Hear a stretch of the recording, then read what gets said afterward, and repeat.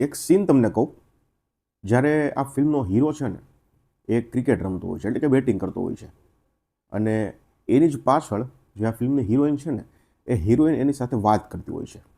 અને વાત કરવામાં એ હિરોઈન એની જે પાસ્ટ લાઈફ હોય છે ને એ જણાવતી હોય છે કે મારી સાથે આવું આવું થયું હતું, પછી મારી પાસ્ટ લાઈફમાં આવું આવું હતું, એ બધું કહેતી હોય છે. અને જ્યારે કેમેરો આ સાઈડ હોય છે, હીરો આ સાઈડ હોય છે, હીરોનું જ્યારે એક્સપ્રેશન તમે જોશો ને તો તમને એમ થઈ જશે કે આવા સીનવાળી ફિલ્મો છે એમાં જો આજની આ ગેંડુ જનરેશન રડવા માંડે છે, પોતાની જાતને બેહોશ કરી નાખે છે, તો પછી આ જનરેશન એના ઘરે મહિને તેલનો ડબ્બો કઈ રીતે આપશે?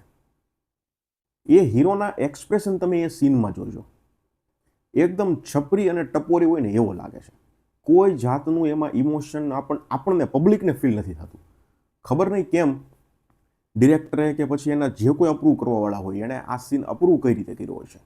કોઈ જાતનું એક્સપ્રેશન જ નથી. એ હીરોની જગ્યાએ મેં ત્યાં બોલિવૂડના ઘણા હીરોને ઇમેજિન કર્યા, તો એક નામ મારી સામે આવ્યું કે જો ત્યાં આદિત્ય રોય કપૂર હોત ને તો કદાચ એ સીનમાં જાન રેડી દેત અને દર્શકોને પણ ફીલ થાય. પણ અહીંયા તો આ ભાઈના એક્સપ્રેશન જ એટલા ખરાબ લાગે છે ને, હિરોઈનનો વાત સાંભળે છે પણ એ ફીલ જ નથી આવતી. આપણને જેવું થાય છે કે યાર પહેલાંને એક ઝાપટ મારીને ઘર ભેગો કરો ને. ઘણું છે આવું ફિલ્મમાં. જો ફિલ્મ બહુ ખરાબ છે એવું હું નથી કહેતો, પણ ફિલ્મ આમ જોઈએ ને તો ઓરિજિનલ લાગતી જ નથી. તમે ફિલ્મ જોશો ને શરૂઆતથી લઈને તમને અંત સુધીમાં બોલિવૂડની ઘણી લવ સ્ટોરી યાદ આવશે. શરૂઆતમાં તો તમને આશિકી 2 જ યાદ આવશે, અને જેમ જેમ આગળ વધશે એમ થોડી રોકસ્ટારવાળી પણ ફિલ્મ આવશે. તો મિક્સઅપ બધું છે, આખો એક થીકશેક બનાવેલો છે. બધી ફિલ્મોના અમુક અમુક સીન અથવા તો અમુક અમુકની જે ઇવેન્ટ છે ત્યાંથી ઇન્સ્પાયર થઈ અને પછી આ ફિલ્મમાં નાખવામાં આવી છે. કોપી તો નહીં પણ ઇન્સ્પાયર થઈને. ઘણું તમને એવું લાગે છે કે આશિકી 2માં આ ટાઈપનું મેં જોયું છે, એવું આ સૈયારામાં તમને લાગશે. એટલે આ રીતની ફિલ્મ બનાવી છે. હવે જો આજની જનરેશનને બેહોશ થઈ જતી હોય આવી ફિલ્મો જોઈને, તો પછી એ લોકોએ છે ને દિલવાલે, અજય દેવગન અને સુનિલ શેટ્ટી, રવીના ટંડનની દિલવાલે નથી જોઈ, એને એ બતાવો. આપણી જનરેશનમાં થિયેટરમાં બેસીને આપણે રોકસ્ટાર જોઈ છે, તો આજની આ જે ગેંડુ જનરેશન છે ને એને રોકસ્ટાર બતાવો, એટલે એ લોકોને ખબર પડે કે ભાઈ રિયલ લવ સ્ટોરી કોને કહેવાય. લવ સ્ટોરી ફિલ્મો બને ને એમાં પબ્લિક ઇમોશનલ થઈ જાય ને એના માટેનો પ્રયાસ ડિરેક્ટરોનો ખૂબ હોય છે કે ભાઈ આ સીન જોઈ અને પબ્લિક ઇમોશનલ થવું જોઈએ, એની આંખમાં આંસુ આવવા જોઈએ. આના માટે જ લવ સ્ટોરી બને છે. હવે આ ફિલ્મ જોઈને આજની ગેંડુ જનરેશન છે ને એ આખી આમ કેવું કે છાતી પોક આમ કહેવાય ને એને શું, મને પાસે શબ્દ નથી, બેહોશ થઈ જાય છે અને જોર જોરથી રડવા માંડે છે થિયેટરમાં. એવા આપણે ઇન્સ્ટાગ્રામમાં ઘણી રીલ્સ જોઈ છે. તો આ ફિલ્મ ઇમોશનલ થવાને લાયક તો છે જ નહીં.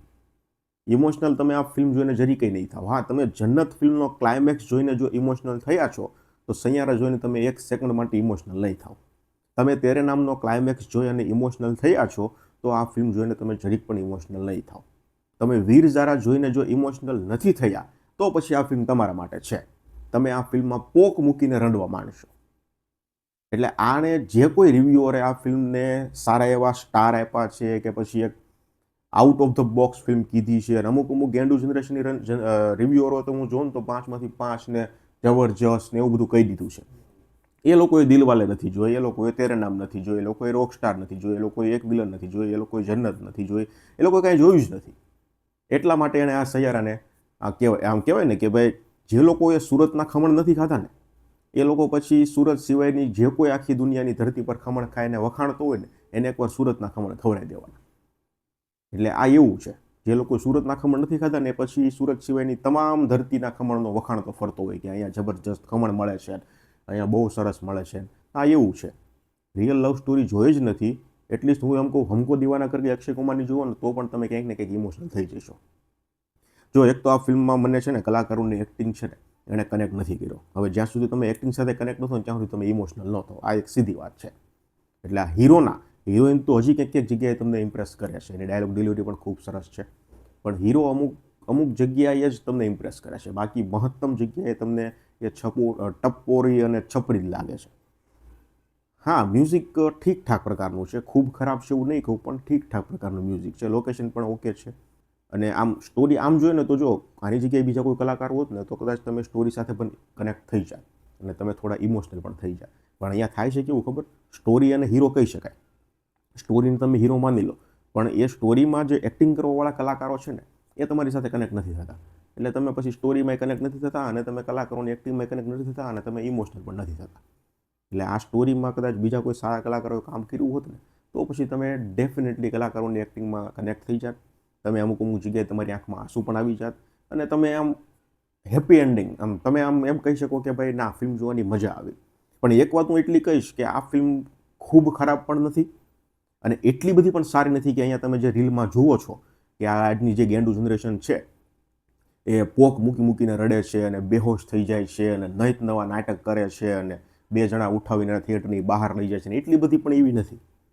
એટલે હું તો એમ કહું છું, જો તમે સૈયારા ન જોયું ને તો એની સિવાય ઘણી ફિલ્મો આપણે જોવા માટે છે. રોકસ્ટાર છે, મેં તમને આગળ ઘણા ઉદાહરણ આપ્યા, એ બધી જોઈ લો.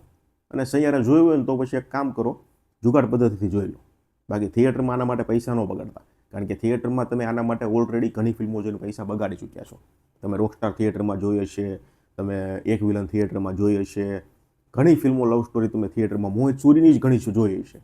તો હવે તમે ઓલરેડી પૈસા બગાડેલા જ છે. તો હવે આના માટે પૈસા બગાડવાની જરૂર નથી. અને તમે જુગાડ પદ્ધતિથી જોઈ લો એટલે તમને સંતોષ થઈ જાય કે ભાઈ આ બધું ઇન્સ્ટાગ્રામમાં જે ભૂત હાલી રહ્યું છે એ હકીકતમાં છે શું. વન ટાઈમ વોચ ફિલ્મ છે. હું ફિલ્મને 2.5 સ્ટાર આપીશ. જોયું હોય તો જોઈ લો, ન જોયું તો સ્કીપ કરી દો. બાકી કોઈ એવું નથી, તમને સમાજ સ્વીકારી જ લેશે આ ફિલ્મ નહીં જોવો ને તો પણ. ધન્યવાદ.